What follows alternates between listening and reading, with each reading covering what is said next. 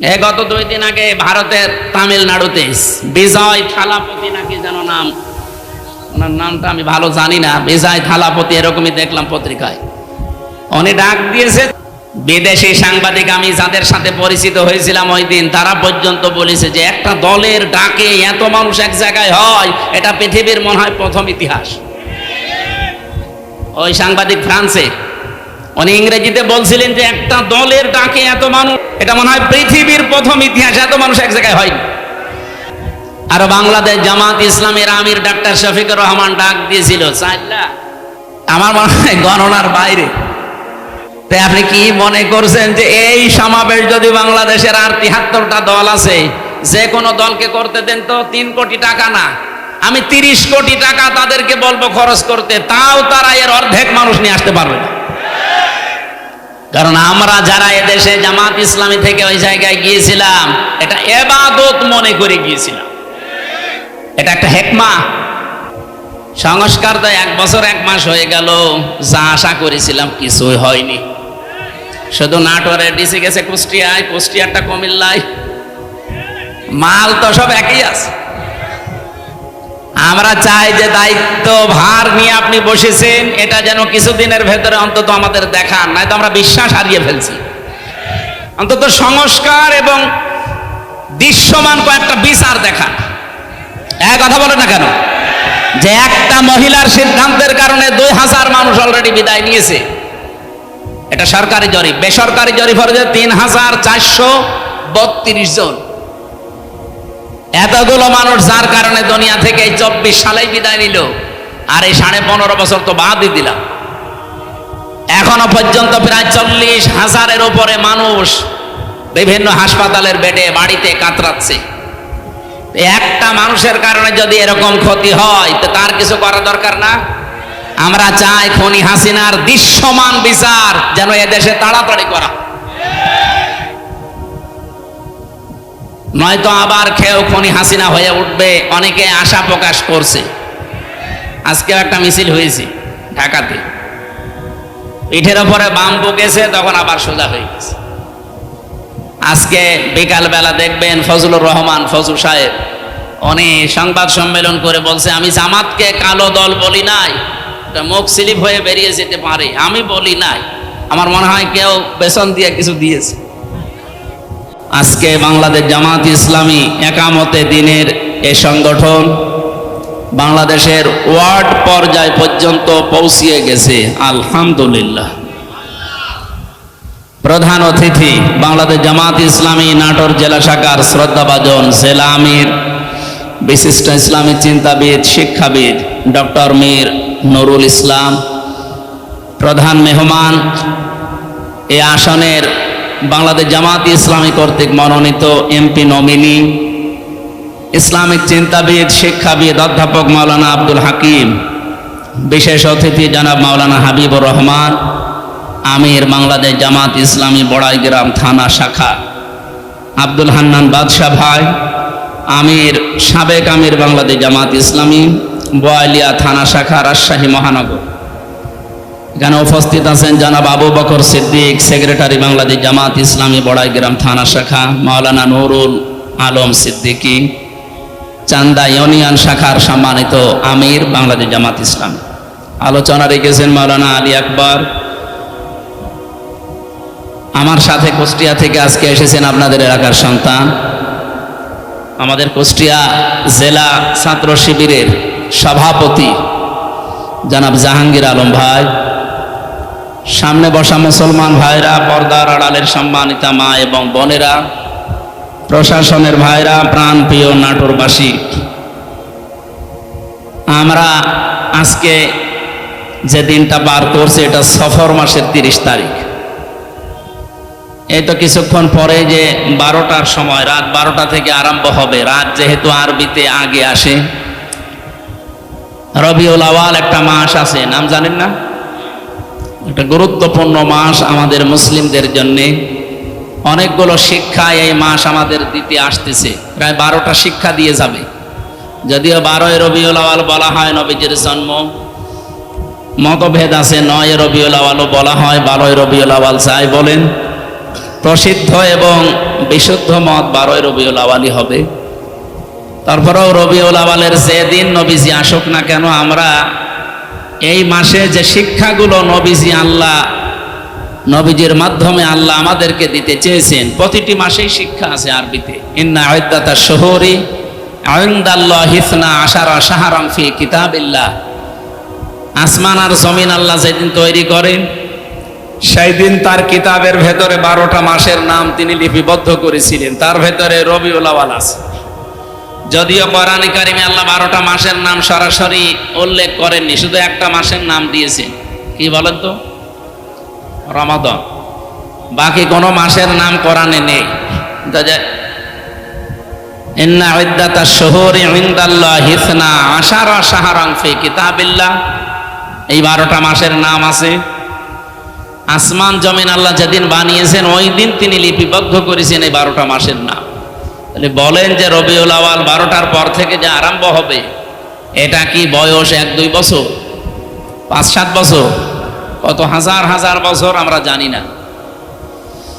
আমরা এদেশে বহু মানুষের জন্মদিন, মৃত্যুদিন এবং প্রত্যাবর্তন দিন পালন করি। এই পৃথিবীর শ্রেষ্ঠ মানুষ যিনি আসতেছেন যে মাসে, সেই মাস আমাদের সামনে ছায়া ফেলতে যাচ্ছে, এই মাসকে ওয়েলকাম জানানো দরকার না?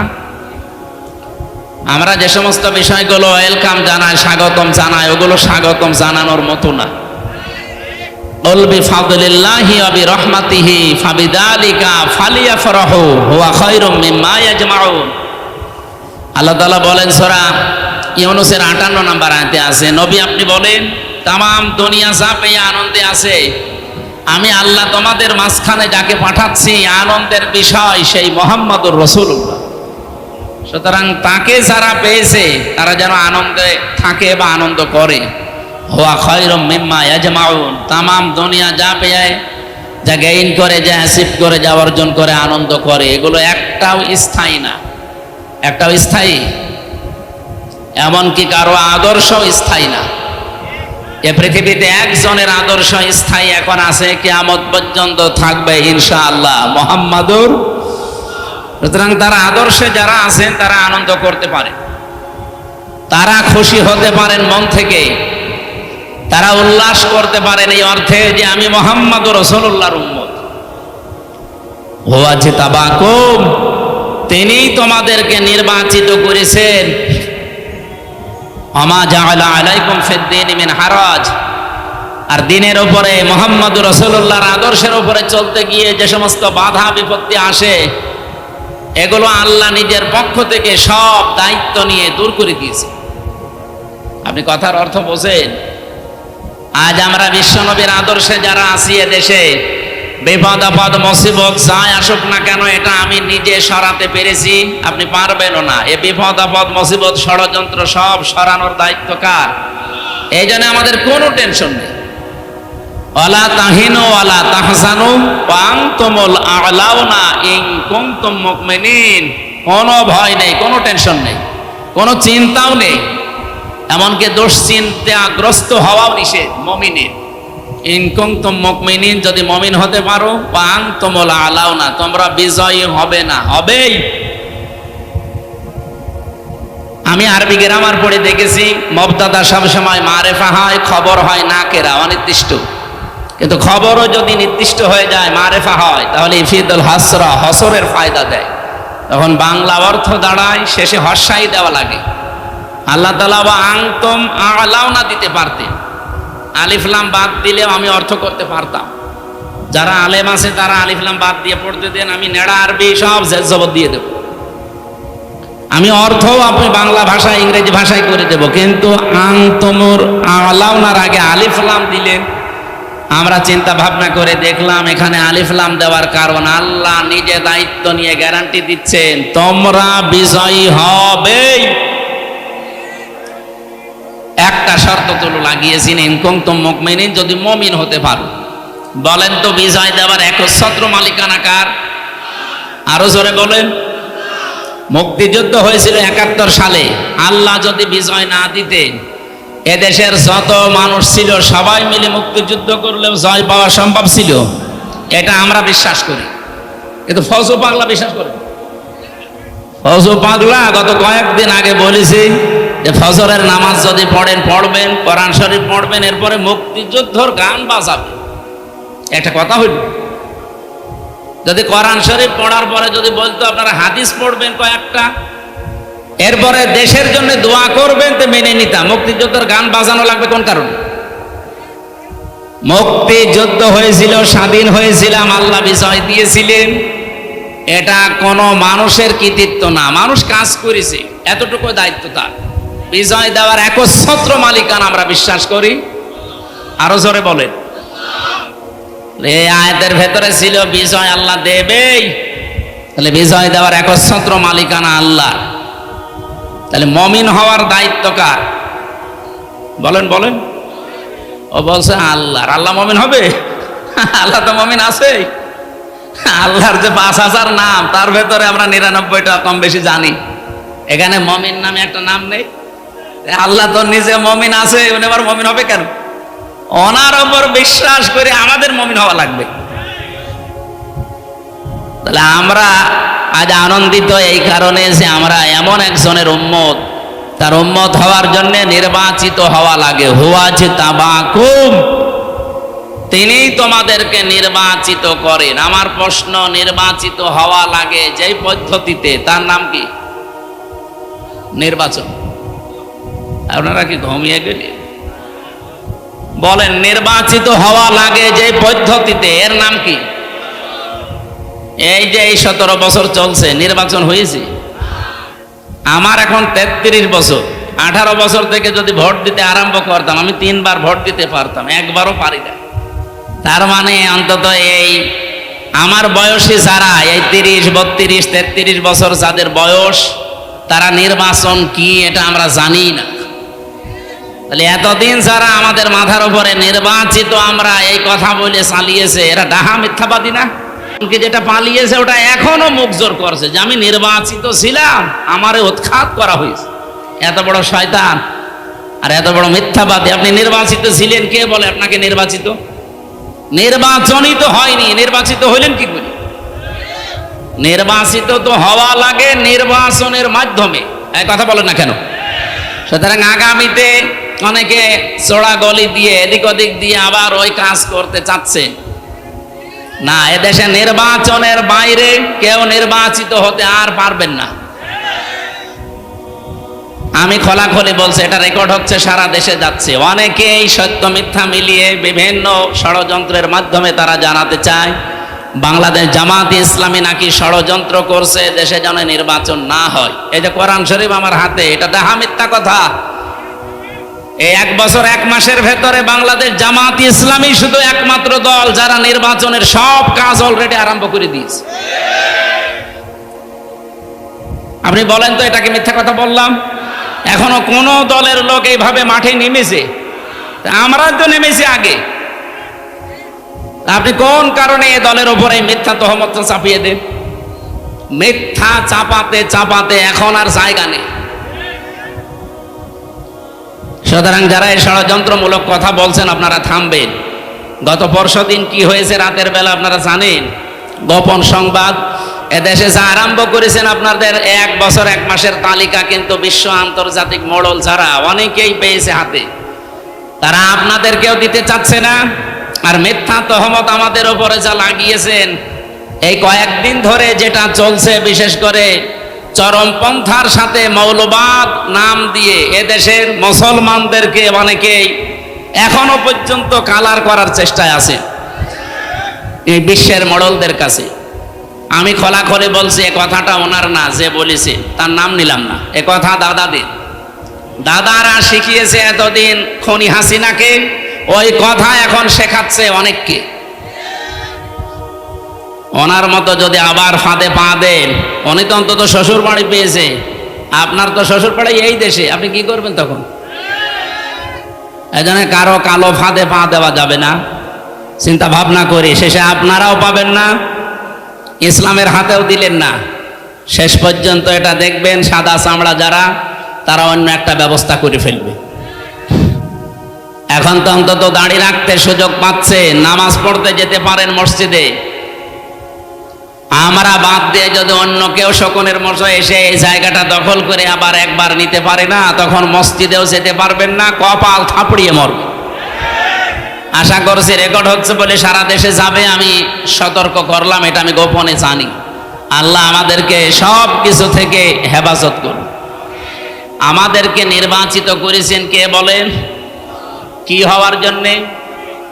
উম্মত, নবীজির উম্মত। যেহেতু আর 1-1.5 ঘন্টা 2 ঘন্টা পরে আরম্ভ হবে তার জন্মের মাস রবিউল আওয়াল, আমি এই সংক্রান্ত বিষয়গুলো সামনে এনে আজকে কথা বলতে চাই ঘন্টাখানিক। থাকবেন তো ইনশাল্লাহ?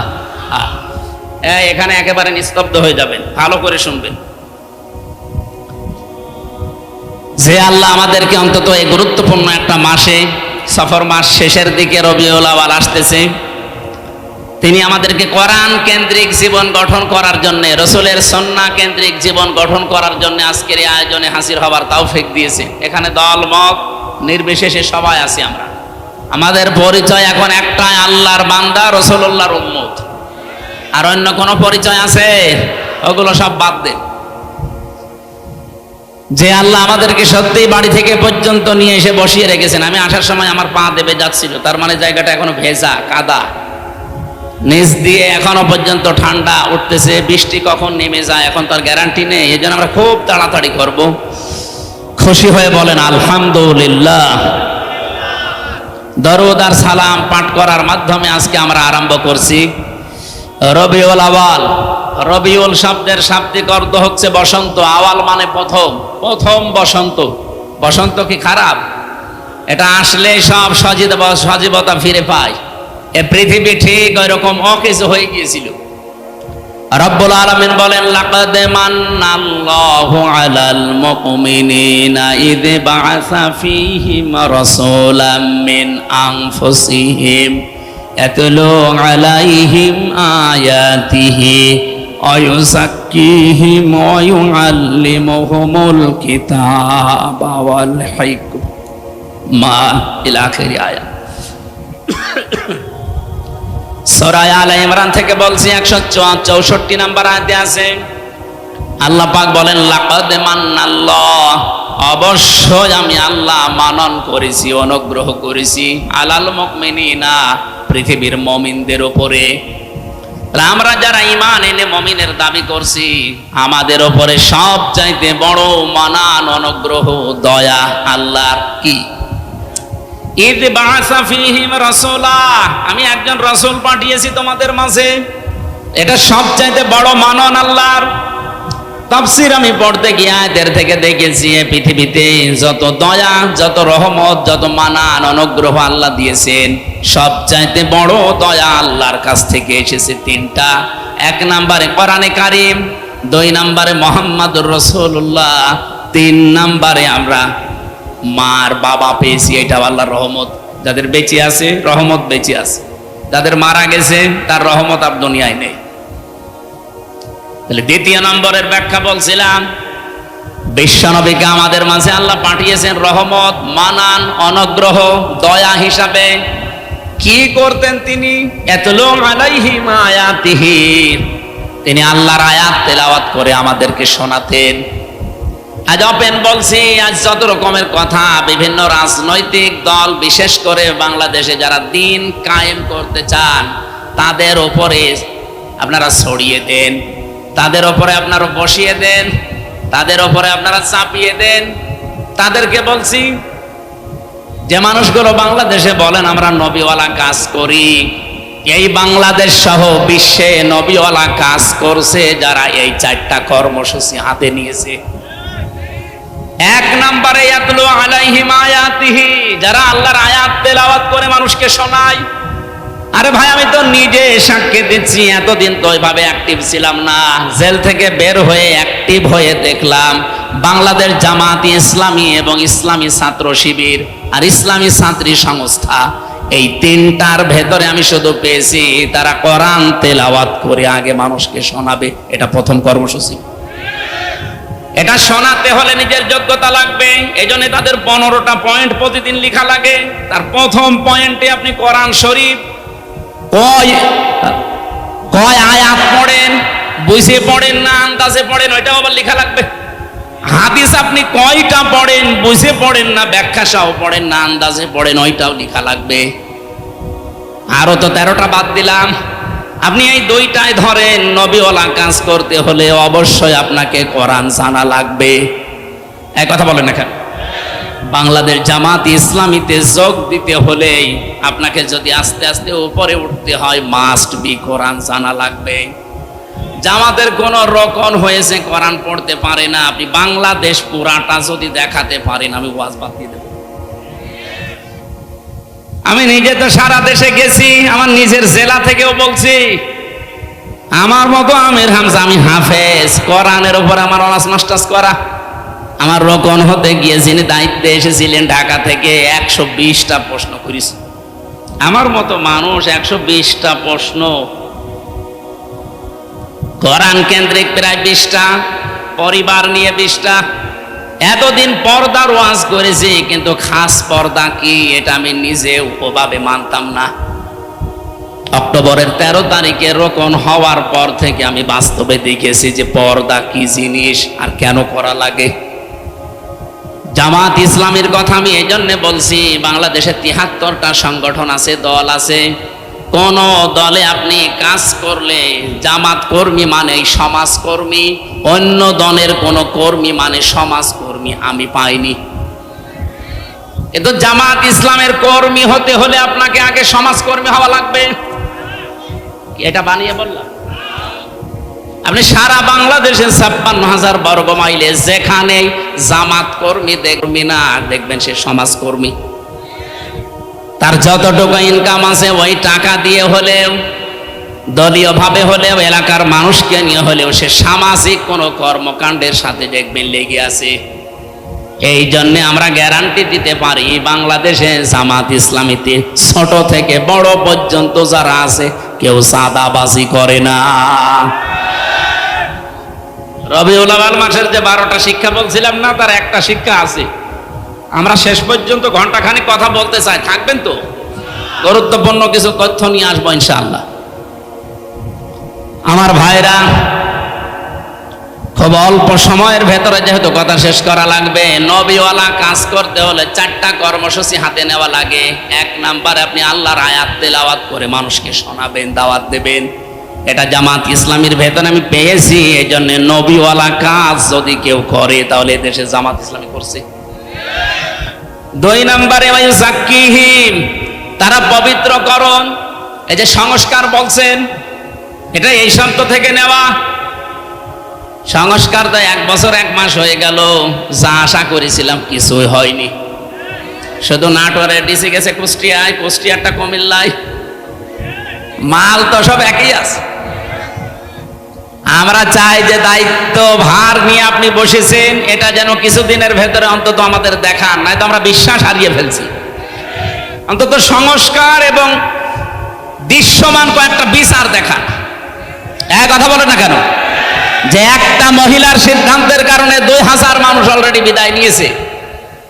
এটা সরকারি জরিপ। বেসরকারি জরিপ হচ্ছে 3432 জন। এতগুলো মানুষ যার কারণে দুনিয়া থেকে 24 সালেই বিদায় নিল, আর এই 15.5 বছর তো বাদই দিলাম। এখনো পর্যন্ত প্রায় 40,000-এর উপরে মানুষ বিভিন্ন হাসপাতালের বেডে, বাড়িতে কাতরাচ্ছে। একটা মানুষের কারণে যদি এরকম ক্ষতি হয় তো তার কিছু করা দরকার না? আমরা চাই খুনি হাসিনার দৃশ্যমান বিচার যেন এদেশে তাড়াতাড়ি করা, নয়তো আবার কেউ খুনি হাসিনা হয়ে উঠবে। অনেকে আশা প্রকাশ করছে। আজকেও একটা মিছিল হয়েছে ঢাকাতে, পিঠের ওপরে বাম্বু গেছে, তখন আবার সোজা হয়ে গেছে। আজকে বিকাল বেলা দেখবেন ফজলুর রহমান ফজু সাহেব উনি সংবাদ সম্মেলন করে বলছে, আমি জামাতকে কালো দল বলি নাই, মুখ স্লিপ হয়ে বেরিয়ে যেতে পারে, আমি বলি নাই। আমার মনে হয় কেউ পেছন দিয়ে কিছু দিয়েছে।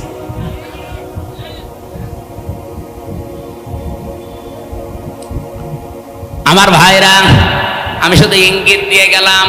কোরআনে কারিমে এরকম 4টা জায়গায় 4টা আয়াত একই রকম শুধু শব্দ হেরফের করা আছে। সূরা বাকারা 129 নম্বর আয়াত, সূরা বাকারা 152 নম্বর, 151 নম্বর আয়াত, সূরা আলে ইমরান 164 নম্বর আয়াত আর সূরা জুমা 2 নম্বর আয়াত, এই চারটা জায়গায় একই কথা আছে যে নবীওয়ালা কাজ করতে হলে এইগুলো করা লাগে। যারা এদেশে করছে আপনি নির্দ্বিধায় বিশ্বাস করতে পারেন কোরআনের সাথে তাদের মিল আছে, তারাই মাত্র নবীওয়ালা কাজ করছে। আল্লিমুহুমুল কিতাব, 3 নম্বরে তারা কিতাবের শিক্ষা ব্যবস্থা চায়। এই বাংলাদেশে যতগুলো আন্দোলন হচ্ছে আল্লাহর কোরআনকে শিক্ষা ব্যবস্থায় নিয়ে যাওয়ার জন্য, আপনি তাকান এই যে 15 বছরের ভেতরে একটা বিষয় দেখবেন, আগে 5 এবং 8-এ বৃত্তি পরীক্ষা হতো, 100 মার্কের কোরআন হাদিস থাকতো, সেটা এই 15 বছরে পোড়াটা তুলে দিয়েছে একটাও।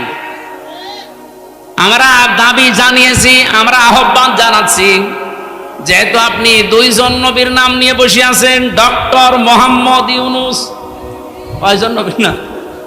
মোহাম্মদ ইউনুস, 2 নবীর নাম নিয়ে আছেন, অন্তত এই কাজটা করে যান যাওয়ার আগে, যে আমরা 1 থেকে মাস্টার্স পর্যন্ত দেশে এই কোরআনের 100 মার্কের কম্পালসারি সাবজেক্ট চাই। এই চান না এটা? সেদিন বাংলাদেশ জাতীয়তাবাদী দলের একজন সর্বোচ্চ পর্যায়ের নেতা, ওনার কাছ থেকে আহ্বান পেয়েই তিনি এসেছিলেন। বাংলাদেশের পথিতযশা যারা আলেমে দিন আছে বড় বড়, ডক্টর কাজী ইব্রাহিম, মুফতি ইব্রাহিম, এরপরে শায়েখ আহমদুল্লাহ, এরপরে শায়েখ হারুন ইসার, আমি নিজেও ছিলাম, এরকম আরও যারা আছে, মাওলানা মামুনুল হক, শাকাত হোসেন রাজি আমিনী সাহেবের যে জামাই, এরকম বাংলাদেশের যতগুলো আলেম আছে সব এক জায়গায় হয়েছিল। তারা সবাই চাচ্ছে, এবং জাতীয়তাবাদী দলের গুরুত্বপূর্ণ কয়েকজন ছিল, আমি নাম নিলাম না, এই মানুষগুলো এসে সবাই তাদের মনের ভেতরে এই আশঙ্কা যে যেভাবে চলছে এইভাবে চলতে থাকলে আমাদের ছেলে মেয়েরাও শেষ বয়সে আমাদেরকে বৃদ্ধাশ্রমে রেখে আসবে। কারণ তারা আমার সাথে 3 বছর জেলে ছিল, আমি নিজে দেখেছি, পরিবর্তন হয়েছে তারা অনেকে। তারা এখন চাচ্ছে যে কোরআনে কারিম যেন অন্তত 100 মার্কের কম্পালসারি প্রত্যেকটা জায়গায় হোক, আমরা কোরআন কেন্দ্রিক হতে চাই। এর বাইরে যারা আছেন দাদাদের প্রেসক্রিপশন অনুযায়ী চলেন, ওনাদের ফোফা ছাড়া চলতে পারেন না, আপনার কপালে কিন্তু আমার মনে হয় ফজুর মতো গালিগালাজ খাওয়া লাগবে। দেখেন না আজকে কি গাল দিয়েছে, দেয় ফজু বেরিয়া, একটা কথা হলো আলেমদের বিরুদ্ধে কথা বলার ফল এটা। এই জন্য সাবধান থাকবেন, আপনিও যেন এরকম রাস্তায় নেমে আবার গাল না খান। বলে আমরা চাচ্ছি নবীওয়ালা কাজের এই 3 নাম্বার কর্মসূচি হাতে নিতে। আমি গ্যারান্টি দিতে পারি বাংলাদেশ জামাতে ইসলামীকে যদি আল্লাহ ওই জায়গায় পৌঁছিয়ে দেয়, কসম সংসদ থেকেই পাস হবে এটা ইনশাআল্লাহ। কোরআনে কারিমে দেশে 92% মুসলমান আমরা, অন্য ধর্মের যারা আছে তাদের ধর্মগ্রন্থ তারা পড়বে, কোনো অসুবিধা নেই, কিন্তু 92% আমরা মুসলমান। আমরা চাই এদেশে 1 থেকে শুরু করে মাস্টার্স পর্যন্ত একটা ছেলে যখন বের হয়ে আসবে অন্তত যেন আলেম হয়ে বের হয়ে আসে। আজকে আমার কুষ্টিয়ার ডিসি পাল্টিয়ে গেছে, উনি খুলনায় গেছে, পটুয়াখালীর একজন যিনি উনি আজকে এসে জয়েন করেছে, সাক্ষাৎ করেছিলাম আগেরটার সাথে, উনি অনেকদিন ওএসটি হয়েছিল, শেষ পর্যায়ে এসে কুষ্টিয়াতে দায়িত্ব পেয়ে চলে গেছে আজকে। আমি যতটুকু কথা বলে তার সাথে বুঝেছি, ভেতরে তার কোরআনে কারিমের যতটুকু আলো আল্লাহ দিয়েছে, এই জন্যে কুষ্টিয়াকে অন্তত সাদাবাস মুক্ত করার জন্য তিনি চেষ্টা চালাচ্ছিলেন। কিন্তু কিছু মানুষের কারণে আল্লাহরে বান্দা আর পেরে দেয়নি, এখন খুলনাতে চলে গেছে। আল্লাহ যেন সফলতার সাথে, সততার সাথে এবং এখলাসের সাথে দায়িত্ব পালন করার তৌফিক দিন। আজকে কুষ্টিয়ার সবচাইতে বড় অফিস, আমি ওখানে গিয়েছিলাম দুপুরবেলা, অনেক সময় ছিলাম। উনি আমারে বলছিলেন আমি প্রায় 16-17 বছর ওএসটি হয়েছিলাম, আল্লাহ যখন আমাকে দায়িত্বে এনেছেন আর আমি যতদিন কুষ্টিয়ায় আছি, উনি গ্যারান্টি অন্তত আমাদের 8-9 জনের সামনে দিলেন যে যারা সততার দিক থেকে, চরিত্রের দিক থেকে 1 বছরে এগিয়ে আছে, আমি তাদের মাধ্যমে কুষ্টিয়াতে কাজ করতে চাই। তিনি নাম নেয়নি, কিন্তু আমি জেনেছি তারা হচ্ছে বাংলাদেশ জামাত ইসলাম। এক বছর 1 মাসের ভেতরে তাদের কোন চরিত্রে খুঁত পেয়েছেন আপনি? বিড়ি খায় এমন একজন কর্মী পেয়েছেন? বাকিগুলো তো বাদই দিলাম। আর বাকি অন্যান্য যারা আছেন এই 73টা দলের অধিকাংশ দল, আমি সবাই বলি নাই, অধিকাংশ আপনি মিলিয়ে দেখবেন তারা যাদের আদর্শ নিয়ে রাজনীতি করে ও আদর্শই না। তা আমাদেরকেও যারা মওদুদীর অনুসারী, মওদুদীর উম্মত পর্যন্ত বলে ডাকেন, আপনি মানুষ। আমরা মওদুদীর উম্মত মানে, মওদুদীর অনুসারী মানে আমরা তাকে ফেকার ইমামও মানি না, তাকে আমরা মাযহাবের ইমামও মানি না। তার হাজার হাজার দিক নির্দেশনা আছে, শুধু একটা বিষয় আমরা গ্রহণ করেছি, এই গণতান্ত্রিক পদ্ধতিতে ইসলামকে তার জায়গা মতো নিয়ে ইসলামের কাজগুলো করার এই একটা পদ্ধতি নিয়েছি। আপনার যদি এটা ভালো না লাগে আপনি অন্যটা নেন, কিন্তু আপনি আমাকে মওদুদীর উম্মত বলেন, অনুসারী বলেন, কোন কারণে? আমি কি তার মতো টুপি মাথায় দিয়েছি? বলেন, তার টুপির যে সাইজ আপনি দেখেননি? আমি তার মতো যে যে পোশাক, তার যা আছে সব কিছুকে আমার তার মতো আছে, আমি একটা শুধু নিয়েছি। আপনার যদি ভালো না লাগে আপনি ওটা নিয়েন না, কিন্তু এরকম গালিগালাজ করবেন না।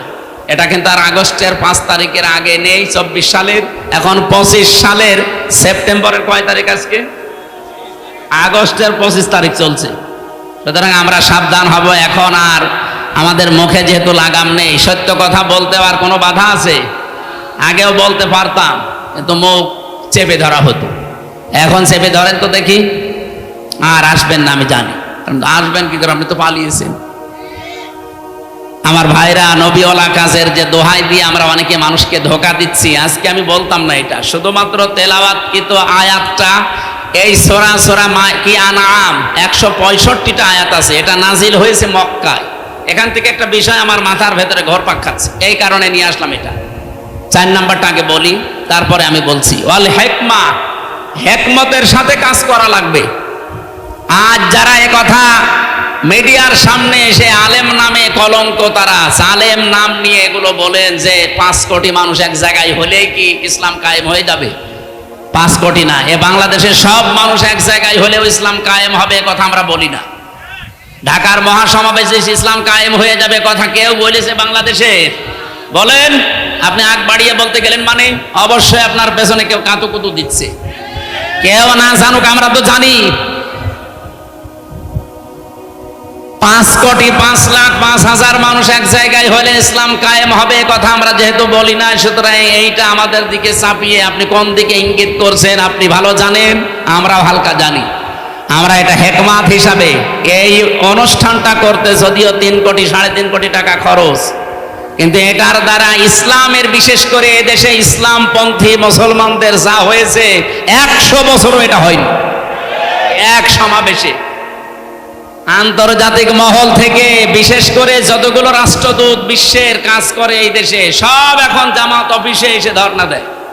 আপনি দেখেছেন প্রতিদিন বাংলাদেশে বিভিন্ন দেশের রাষ্ট্রদূত, বিভিন্ন দেশের উপপ্রধানমন্ত্রী পর্যন্ত এসে দেখা করে যাচ্ছে। এমনি করে তারা। বিদেশি সাংবাদিক আমি যাদের সাথে পরিচিত হয়েছিলাম ওই দিন, তারা পর্যন্ত বলেছে যে একটা দলের ডাকে এত মানুষ এক জায়গায় হয়, এটা পৃথিবীর মনে হয় প্রথম ইতিহাস। ওই সাংবাদিক ফ্রান্সে, উনি ইংরেজিতে বলছিলেন যে একটা দলের ডাকে এত মানুষ ঢাকাতে, এটা মনে হয় পৃথিবীর প্রথম ইতিহাস, এত মানুষ এক জায়গায় হয়। গত 2 দিন আগে ভারতের তামিলনাড়ুতে বিজয় থালাপতি নাকি যেন নাম, ওনার নামটা আমি ভালো জানি না, বিজয় থালাপতি এরকমই দেখলাম পত্রিকায়, উনি ডাক দিয়েছে 4 লাখ মানুষ এসেছে। আর বাংলাদেশ জামাত ইসলামের আমির ডাক্তার শফিকুর রহমান ডাক দিয়েছিল 4 লাখ। আমার মনে হয় গণনার বাইরে। তাই আপনি কি মনে করছেন যে এই সমাবেশ যদি বাংলাদেশের আর 73টা দল আছে, যে কোনো দলকে করতে দেন তো 3 কোটি টাকা না, আমি 30 কোটি টাকা তাদেরকে বলবো খরচ করতে, তাও তারা এর অর্ধেক মানুষ নিয়ে আসতে পারবে না। কারণ আমরা যারা এদেশে জামাত ইসলামী থেকে ওই জায়গায় গিয়েছিলাম, এটা ইবাদত মনে করে গিয়েছিলাম। এটা একটা হিকমা। আমরা হেকমার ব্যাখ্যায় অনেকগুলো বিষয় ছিল, আমি সবগুলো নিয়ে আসতে পারছি না। আমি শুধু এই মক্কা এবং মদিনায় নাসিল হওয়ার একটা প্রেক্ষাপট নিয়ে আসতে চেয়েছি। এদিকে তাকান, এ সূরা নাসিল হয়েছে মক্কায়। কোথায়? কোরআন শরীফের ভেতরে মক্কায় নাসিল হওয়া সূরা 92টা, আর মদিনায় নাসিল হওয়া সূরা 22টা। অন্য আরেকটা বর্ণনা আছে 86টা আর 28টা। আমরা প্রথমটায় ধরলাম। তাহলে এই সূরাটা মক্কায় 165টা আয়াত আছে, আমরা মাত্র একটা আয়াত পড়েছি। আমার এই মাথার ভেতরে এই আয়াত নিয়ে যত তথ্য আছে, এই 1 ঘন্টা তো এমনি বললাম, কিয়ামত পর্যন্ত আলোচনা করলো এই আয়াত শেষ হবে না। এত কথা এর ভেতরে আল্লাহ লুকিয়ে রেখেছে। আমরা হালকা টান দিয়ে কিছু বের করতে পারবো ইনশাআল্লাহ, ওইগুলো আপনাদেরকে ডেলিভারি দেবো ইনশাআল্লাহ। তাহলে সূরাটা নাযিল হয়েছিল কোথায়? মক্কা। এই জন্য সূরার নাম মাক্কি সূরা। মদিনায় যতগুলো সূরা নাযিল হয়েছে সবগুলোকে বলা হয় মাদানী সূরা। তো শিক্ষা কি? আপনি দেখবেন যতগুলো সূরা মক্কায়, এই 92টা সূরার কোন জায়গায় ইয়া আইয়ুহাল্লাযীনা আমানু পাবেন। আপনি যারা আছে কোরআন পড়ে, শেষ পর্যন্ত পড়িয়েছি উপর থেকে, অবশ্যই শুরু থেকে শেষ পর্যন্ত এনাদের পড়া আছে। স্টেজের সামনের কাতারে যারা, একটাও বাদ নেই, প্রত্যেকেই 1 থেকে শেষ পর্যন্ত পড়িছে। কিন্তু আপনি বলেন এই 92টা সূরা ইয়া আইয়ুহাল্লাযীনা আমানু নেই। ইয়া আইয়ুহাল্লাযীনা আমানু, ওহে যারা ঈমানের দাবি করো, এই কথা আছে শুধুমাত্র মাদানী সূরার এই 22টা সূরায়, তাও 89 জায়গায় শুধু। বলেন এবার বাস্তবতা কি? আমার এই মাথার ভেতরে আমি এটা পেয়েছিলাম, এই মালয়েশিয়া বিশ্ববিদ্যালয়ে একটা সেমিনার ছিল, ওখানে প্রায় 28টা দেশের শিক্ষক শিক্ষিকা এসেছিল। ওই সেমিনারে কথা বলতে আমারও 2 মিনিট সময় দিয়েছিল, যে তাকওয়ার ব্যাখ্যাগুলো আপনি সঠিকভাবে 2 মিনিটের ভেতরে তুলে ধরেন। এক একজনকে এক একটা দিয়েছে। তার ভেতরে ওটা ফ্রান্সের, হ্যাঁ শিক্ষক ফ্রান্সের, উনি একটা তথ্য বলছিলেন, পৃথিবীতে সবচাইতে দামি পানি, ওয়াটার কোনটা বলেন তো? হ্যাঁ, এটা তো আমিও বলেছিলাম, কিন্তু আমি বলেই ধরা খেয়েছি।